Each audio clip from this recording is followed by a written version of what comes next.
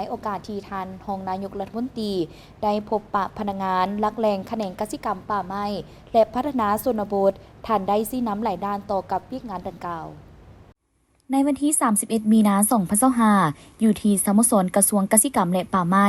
พลเอกจันทร์สมรจันยราชรองนายกรัฐมนตรีได้พบปะโอ้ลมซี้นำเวียกงานกสิกรรมป่าไม้และพัฒนาชนบทเข้าหัวมีปริญญาเอกลินคำดวงสวรรค์รัฐมนตรีกระทรวงกสิกรรมและป่าไม้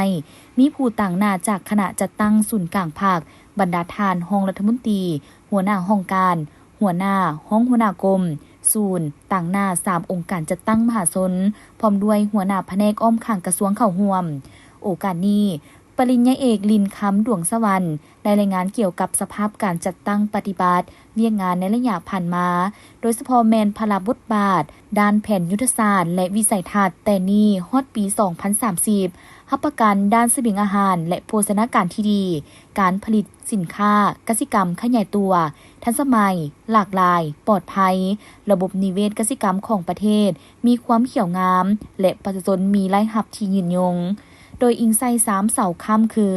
กสิกรรมป่าไม้และพัฒนาชนบทและได้กำหนดเอา4แผนงานใหญ่และในปี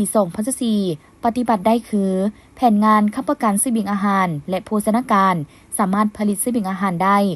6.13 ล้านต้นเท่ากับ91ส่วนห้อยของแผนการประกอบมี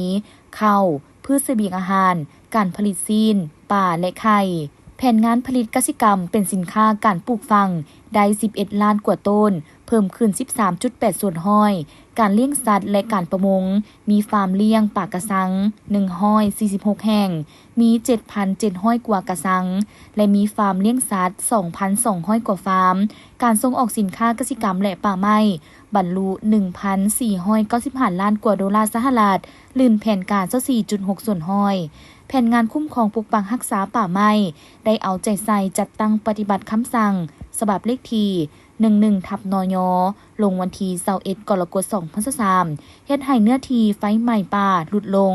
และแผนงานพัฒนาชนบทและแก้ไขความทุกข์ยากได้สร้างครอบครัวพ้นทุกข์ได้ 31,232 ครอบครัวกว่า89ส่วนห้อยสร้างบ้านพ้นทุกข์ได้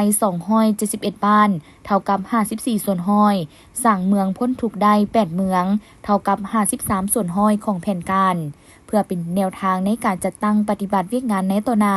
พลเอกจันทร์สมรจันยราชได้ให้เกียรติโอ้ลมต่อการนำกระทรวงหลายหน้าเวียกคือเพิ่มทวีการจัดตั้งปฏิบัติแผนการในปี 2025โดยเฉพาะแมนสุ่มใส่ปฏิบัติบรรดาคาดหมายที่ติดพันกับการปฏิบัติแผนพัฒนาเศรษฐกิจสังคมปี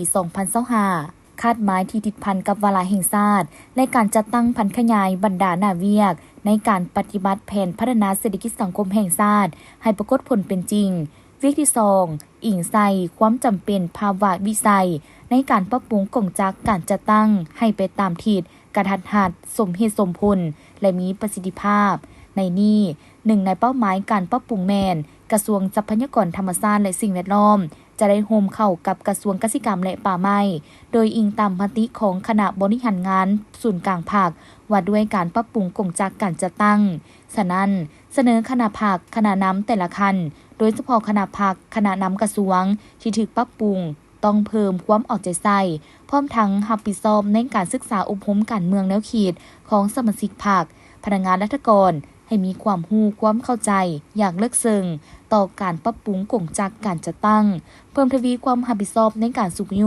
ติดตามในการปรับปรุงกงจักการจัดตั้งให้ไปตามทิศกงจักกระทันหัดนักแน่นเข้มแข็งและเคลื่อนไหวให้มีประสิทธิภาพบนพื้นฐานการสร้างยุทธศาสตร์การปรับปรุงกงจักพร้อมทั้งกำหนดตำแหน่งงานให้เหมาะสมกับวิชาเฉพาะที่ต้องการสอดคล้องกับหน้าเวียกตัวจริงผ่านการจัดตั้งปฏิบัติเฮ็ดให้กงจักกระทันหัดมีทางเอียงหลุดลงพลบทบาทหน้าที่จะแจ้งฮัดกลุ่มกลไกการประสานงานของตัวสอดคล้องกับสภาพจุดพิเศษของแต่ละแขนงการ